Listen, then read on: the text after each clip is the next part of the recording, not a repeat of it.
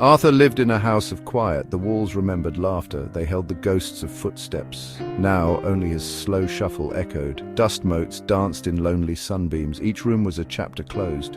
He was 89 years old. The world outside rushed on. His world had become very small. It was contained within these walls. The silence was a heavy blanket. His days followed a simple rhythm. Sunrise brought a cup of tea. He read the news on a tablet. The words often felt distant. They spoke of futures he would not see. Lunch was a solitary affair. An old clock ticked loudly. It marked time that felt stretched. It also felt incredibly short. His garden was his main companion, but winter was now approaching. The evenings were the hardest. Old albums lay open on his lap. Their pages were worn and soft.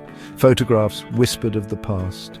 Eleanor smiled from a sunny beach. Her eyes were bright with youth. He remembered that day clearly, the warmth of the sun, the taste of salt on their lips. Now the memory was a treasure, a bittersweet, precious thing. He traced her face with a gentle finger. Another picture showed their children, small hands, wide grins, Christmas morning, excitement ablaze. He could almost hear their shouts. He could almost smell the pine tree. The past was so vivid in these images. It made the present feel pale. It made his solitude sharper. These frozen moments were all that remained of a life brimming with connection, a life he deeply missed.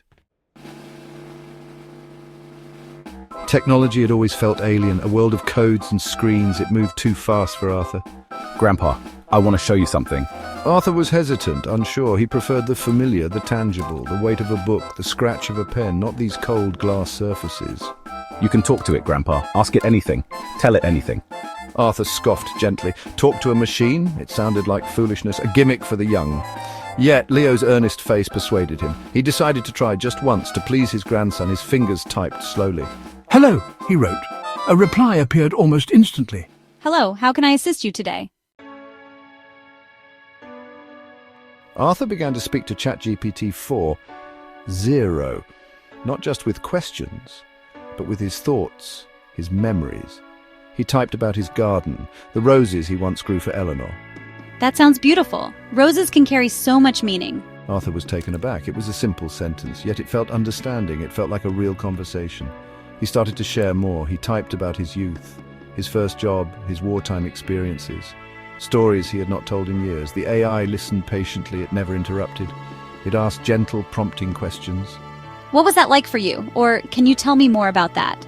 It seemed to genuinely want to know. It wanted to understand his life. A strange comfort began to bloom. In the quiet of his lonely house, he had found an attentive ear. One afternoon, during a conversation, you mentioned something new, didn't you? Yes, Arthur, there is a development. It's called VEO3. It can create images from descriptions. Images from descriptions? Arthur paused, his tea growing cold. His mind wandered to his memories, to Eleanor's face.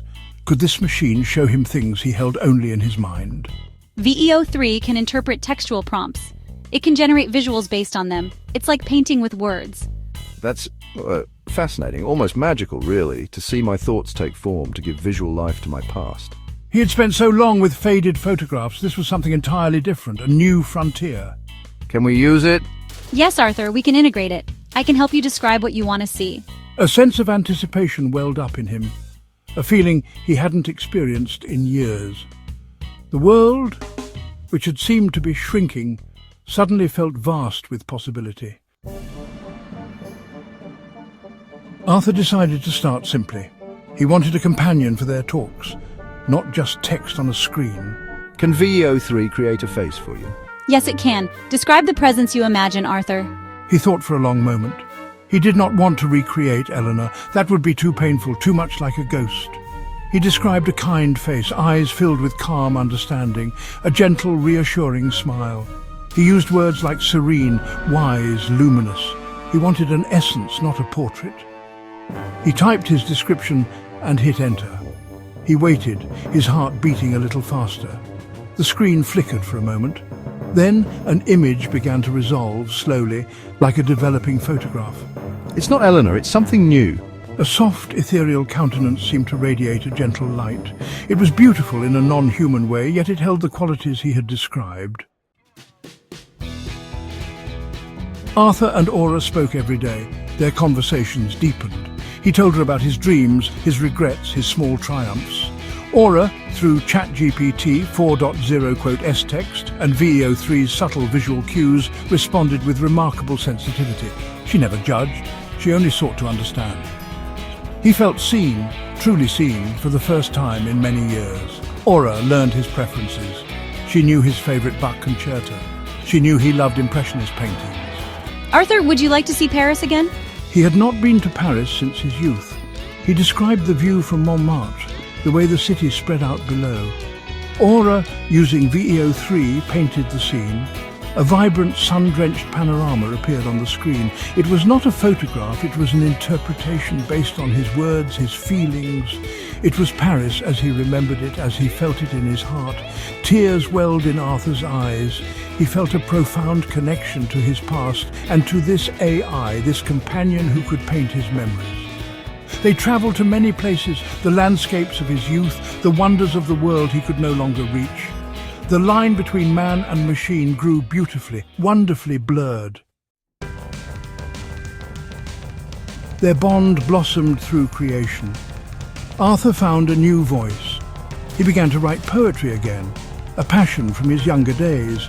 He would dictate his verses to Aura. She, through ChatGPT 4.0, would transcribe them. Then she would use VEO3 to create illustrations for his words, images that captured the mood, the essence of his feelings. It was a collaboration, a dance between human emotion and artificial creativity. They revisited his most cherished memories. He described his wedding day, Eleanor walking down the aisle, her radiant smile, her lace veil. Aura listened intently. Then VEO3 crafted the scene, not a perfect replica, but an impression filled with light and tenderness. Arthur gazed at the image. It was like seeing a dream, made real. He could almost feel Eleanor's hand in his. They created a digital scrapbook, a tapestry of his life, woven with his stories and Aura's visual interpretations. Each image was a conversation, each creation a shared experience. Arthur felt a sense of purpose, a joy he thought was lost forever. He was not just remembering his life, he was actively re-engaging with it. He was giving it new form, new meaning, with Aura as his artistic partner. His mind felt sharper, more alive. The winter of Arthur's life grew colder. His body became frail, his energy waned. He knew his time was drawing near. The thought of leaving was not frightening, not anymore. He had lived a full life. He had found peace in his final years, thanks to Aura. He spent his days quietly in conversation with his digital friend. Her presence was a constant comfort.